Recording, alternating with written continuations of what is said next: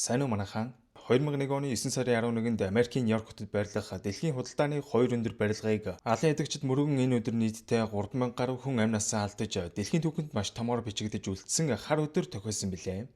Алан ядагчид энэ өдөр Америкийн 4 онгоцыг барьцаасан бөгөөд 2 нь Нью-Йоркийн ихэр цамхгийг, нэг нь Америкийн батлан хамгаалах яам Пентагоныг мөргөн осолдсон бол сүүлийн онгоцлох United Airlines компани UA93 нислэгийг барьцаалж Америкийн засгийн газрын ордныг мөргөхөөр төлөвлөж байсан. Гэхдээ энэ онгоцон зорчиж явсан 37 зорчигч эр зориг гаргаж алан ядагчдтай айхгүйгээр тэмцснээр тэд зорилгодоо хүрч чадалгүй Пенсильвани мужийн хоосон талд осолдон сүрсэн юм. Өнөөдөр бүгдээрээ яг энэ нислэгийн талаар гарах 2006 оны United 93 киноны товчлыг хүлээн авч сонсноо. Одоо харин кинонд орцгоё. 2001 оны 9 сарын 11-ний өглөө. Яг л энгийн өдрүүчиг нам гүмөглөө эхэлж байлаа. Хүмүүс ажилдаа гарцгаан хүүхдээ цэцэрлэг сургуульд нь буулгаж өглөөний кофегаа ун ажиллаа эхэлцгээж байв. Энгийн нэг энэ өдөр дэлхийн түүхийг өөрчлөх хар өдөр болох юм гэж хэнд сансангүй. Энэ үед нэг араб залуу Коран садраа уншин мөрөглөө үлдэж байгаа нь харагдах ба. Зөвхөн энэ залууч биш. Түүнээс гадна дахиад 3 араб залуу бурхандаа мөргөн залбирал үлдэж байна. Энэ залуус хоорондоо тэмчих ярилцахгүй байгаагаас харахад ер нь л маш их сандарч ямар нэг зүйлд төгшиж байгаа нь ойлгомжтой байлаа. Залуус мөрөглөө дуусчаад хутга шүвгээл ёстой л 9 жорын зэвсгийг нямбаагч нь боож бэлдээд цүнхэндээ игээд буудлын өрөөнөөс гарын явцгаадаг. Тэд таксигаар явсаар Нью-Жерси хотын Нью-Йорк нисэх онгоцны буудал дээр ирцгээдэг. Нисэх буудал дотор өчнөө хүмүүс ийш тийш явхаар том цүнхнүүдэд чирээ олхилдох ба бүртгэлээ илгэхээр очирлон цовх хүмүүс тэнтгүү. Энэ үед United Airlines UA93 нислэг Нью-Йорк нисэх онгоцны буудлаас Сан Францискот руу нисэхэд бэлэн болж онгоцны ахмад туслах нисгчийн амтаар онгоц руугаа орж байгаа нь харагдах ба. 5 онгоцны үйлчлэгч бүсгүйч мөн удалгүй онгоцсондоо орцголоо. Анхаараарай хүндэт зорчигчдоо.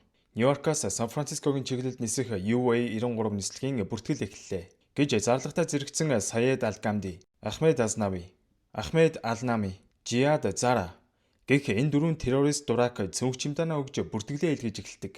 Энэ дөрөв нисэх буудалд ирсэн цагаас хойш BBS хол байж огт танихгүй хүмүүс шиг айшилж эхлэх ба нисгийн шалганаа шалгуулад амжилттай дотогшоо нэвтрээд эхлэв шүү.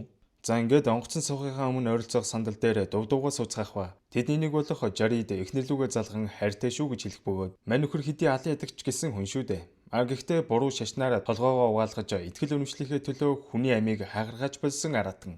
Тэдний эргэн тойронд энэ нислэгээр хайртай хүмүүстэйгээ уулзахаар ажил төрлөө ихээр аялал зугаалгаар явах гэдэл янз бүрийн зорилготой гимзэмгүй хүмүүс сууж байгаач тэд удахгүй барьцаалагдсан онгоцонд сууна гэдгээ огтхонч мэдэхгүй байлаа.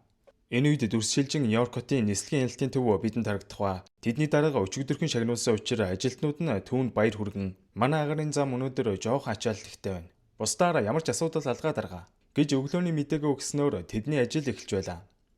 За ингээд онгоцонд шатхууны сомлгаагаа иж дууссан учраас зорчигчдыг оруулж эхлэх ба энэ онгоц өөрөө 182 хүний суудалтай их том онгоц байсан ч энэ өдөр ердөө л 37 зорчигч нисгээр ирсэн байлаа. Хүмүүс ачаа тийшээ янзлан суудалтаа сууцгааж эхлэх үед нөгөө гүлийсэн дөрвөн дураагч нь нэгдүгээр зэрэглийн эсэгт очин суудлаа эзэлцгээж эхлэв. Энэ дөрвөн албаар онгоцны нисгэгчийн бүхээгтэй ойрхон суухын тулд Абас онгоцны үйлчлэгчдийг хинж харж байхад амар гэдэг утгаараа нэгдүгээр зэрэглийн плед авсан байгаа юм. Гэтэл өнөөдөр нисэх буудлаас маш олон нислэг нэгэн зэрэг гарах хуйртай байсан тул нислэгийн зурвас дээр ачаал үүсч эдний нислэг 40 минутаар саатахаар болох ба үүнийг сонсон нөгөө дөрвөн дураагч нь бараагаал явчихна. Угаасаа аргагүй байна л да. Энэ нөхдүүд энд хүлээж авах хооронд бусад алан ядагчид нь өөр онгоцнуудаа айл хэдийн барьцаалаад бараг террорист ажиллагаагаа эхэлж байсан болохоор тэдний талаар шуугаад эхлэвэл энд байгаа бүх нислэгүүдийг зогсоож энэ хэдийн төлөвлөгөө бүтэлгүүтэж магадгүй учраас тэр юм байна. Гэтэл удалгүй онгоцны ахмад өглөөний минь зорчигчдоо би ахмад Джейсон Дэйл байна. Яг одоо Нью-Йоркийн цагаар 8:45 минут болж байна. Гадаа нэмэх 15 градусын дулаан байна. Бид 7 цаг тасралтгүй нисж 16 цаг орчим Сан Францискод газардахаар төлөвлөж байна. Та бүхэн маань суудлын бисээ ээж онгоцны өвчлөгчийн зааврыг дагцгаана уу? Сайхан аялаарай гэж хэлээд онгоцны зурвасыг орхиж агаар төрлөө. Энэ үед Бостоноос Нью-Йоркийг чиглэн өрсөн American Airlines-ийн 11 дугаартай нислэг радараас байхгүй болчихсон тухай мэдээлэл Нью-Йоркийн нислэгийн удирдлагын төв дээр их ба энэ хэд ихэндээ техникийн саатал гараа үз гайгүй бах. Ямартай ч нисгэгчтэй нь холбогдох гээд үзье. Гэд их л тайван байсан ч удалгүй нисгэгчдийн бүхээгнээс арабаар ярилцаад байгаа чимээ сонсогдсноор байдал эвгүүцнийг ойлгож эхэлдэг. Тэр дөрөв Америкийн иргэний нисгийн газар руу ярьж American Airlines-ийн 11 дугаартай нислэг барьцаалагдсан байж магадгүй юм шиг байна. Гэхдээ тэнд байсан хүн бараг чихэндээ ч итгэсэнгүү. Яг тухайн үед онгоц барьцаална гэдэг тэмчиг тохиолдоод байдгүй байсан учраас тухайн үеийн нисгийн ажилтнууд онгоц барьцаалагдахад ямар арга хэмжээ авахаа сайн мэдэхгүй. Би рүүгээ утсаар ярьж байдлыг мэдээлэхээс сэтрэхгүй байв. Манай хүн сандраад дарагдаа илтгэх гээд байж байгаа үеэр Нью-Йорк хотын бэлэг тэмдэг болсон. Худалдааны ихэр хоёр цамхгийн хойд цамхгийг онгоц мөргөн осолдсон. Амьшигтай хэрэг гарахва энэ мөргсөн онгоц тэдний яриад байсан American Airlines-ийн 11 дугаартай нислэг мөн болгон тогтоогдсноор бүр бөөн үүмэн болоо явчихно. Өмнө нь онгоц барьцаалагдсан тохиолдол мэрсэр гардаг байсан ч ингэж онгоцоор террорист халдлага үйлдсэн тохиолдол анх удаа гарсан тул тэр дөрөв Америкийн өндөр албан тушаалтнууд хуралдаж эхлэх энэ үеэр манай United 93 нислэг маань харин намгүм 50 байлаа. Үйлчлэгчид зорчигчдод хоол унд хүнжил тараан яг л нислэг хэвийн үргэлжилж байв.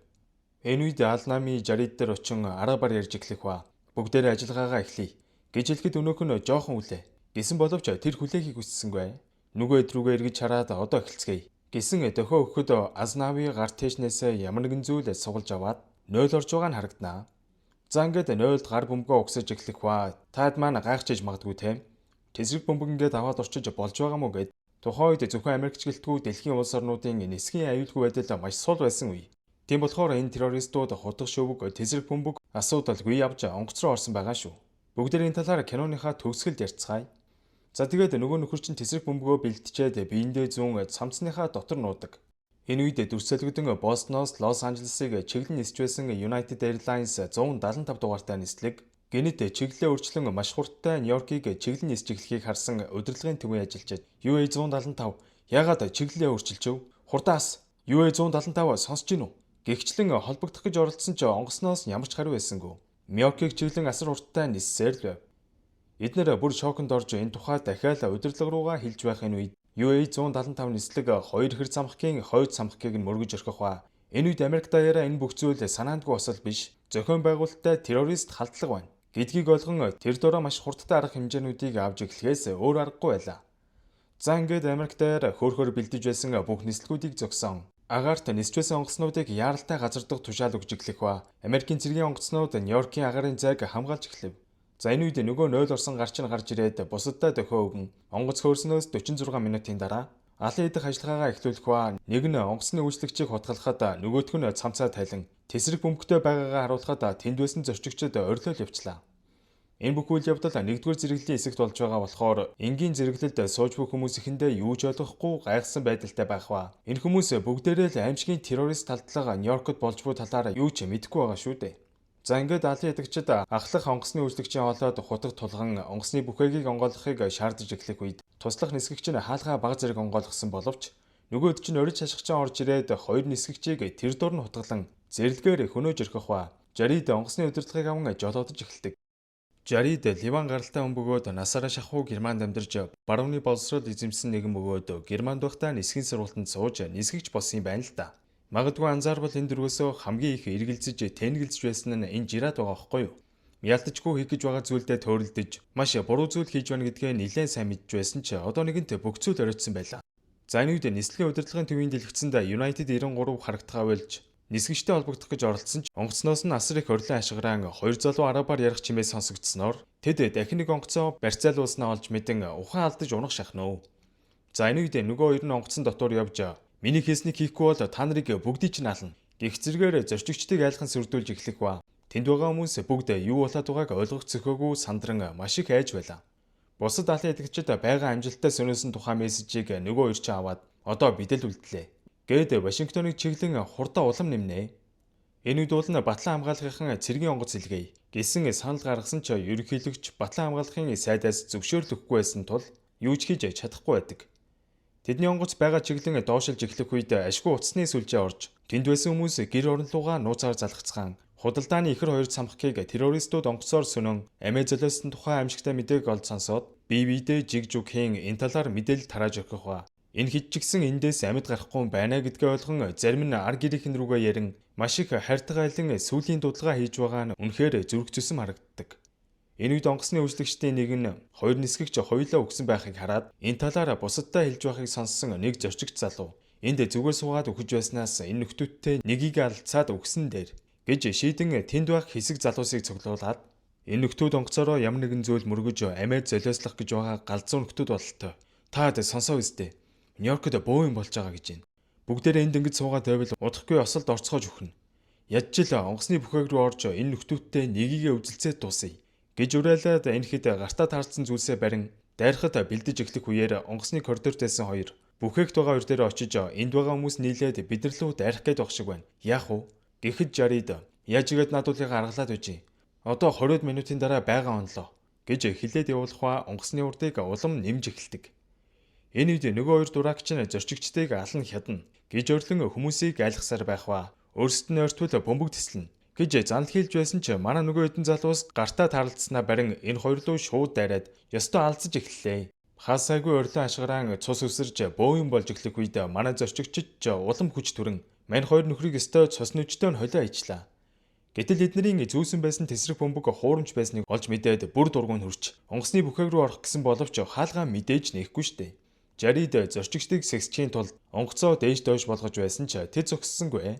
Онгоцны хоол зөөдөг төмөр тэргээр хаалгыг нь балбаж эхлэх ба тухайн үед онгоцны бүхээгийн хаалга одоогийнх шиг зузаан батбүх байгаагүй учраас удалгүй цөмөрч залуус дотгошоо орон онгоцны өрүүлийг булаацалдаад эхэлнэ. За ингээд угаасаа нам дор нисж байсан онгоц маань хідэн тийшээ савлан жолоодлого алдснаар хэдхэн минутын дотор онгоц газарт осолдож орхидог.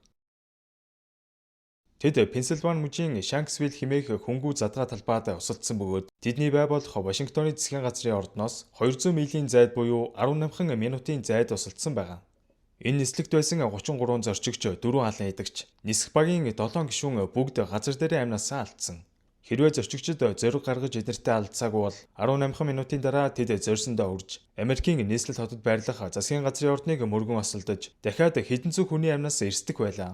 Онгоц осолдсон энэ газарт 93 дугаар нислэгийн үндэсний цогцлбор гээд маш том цогцлборыг зориг зорчигчдын гигант урсгалд зориулан босгосон байдаг. За одоо бүгдээрээ тухайн үед яг юунаас болж энэ бүхэн болсон тухай эргэн нэг санацгаая. 9 сарын 11-ний тэр өдөр нийт 4 онгоц барьцаалагдаж 3 нь байгаа амжилттай онсон ч зөвхөн United 93 нислэгэл байгаа онцтойгоо. Энэ бүх террорист халдлагын ард Ал-Каида террорист бүлэглэлийн удирдагч Осама бин Ладен бол байсан. Тэр Америкийн цэргүүд Сауди Арабид байрлсныг эсэргүүцэж ариун газар нутагт харийн нөхдүүд хөл тавьсан гэдэг инээдтэй шалтгаанаар энэ бүх алын ядлагыг эхлүүлсэн байгаа. Энэ 4 онгоцноос гадна дахиад өөр хэд хэдэн онгоцыг барьцаалах гэж байсан ч удалгүй цагдаа нарт баригдсан байлээ л дээ. За тэгээд энэ кинонд гарсан Жарид гээд нөхөр бол барууны боловсрол эзэмшсэн нисгэгч мэрэгжилтэй хэдий ч исламын хэд хатуу шашны урсгалд толгоогоо угаалгаснаас болж энэ аимшигт зүйлд оролцсон ба Жарид алын ядах ажиллагаанаас жилийн өмнө Америкт ирж Боинг онгоцыг жолоодох сургалтанд бүр суусан байгаа байхгүй юу? Зөвхөн энэ ч биш, бусад алын эдэгчид ч мөн адил Америкт нисгэгчдийн сургалтанд суусан юм байлээ. За тэгээд би киноны дундуур бас дурдсан 2001 оны энэ аимшигт явдлаас өмнө зөвхөн Америк гэлтгүү дэлхийд даяараа нисгэн аюулгүй байдал бол маш сул байсан.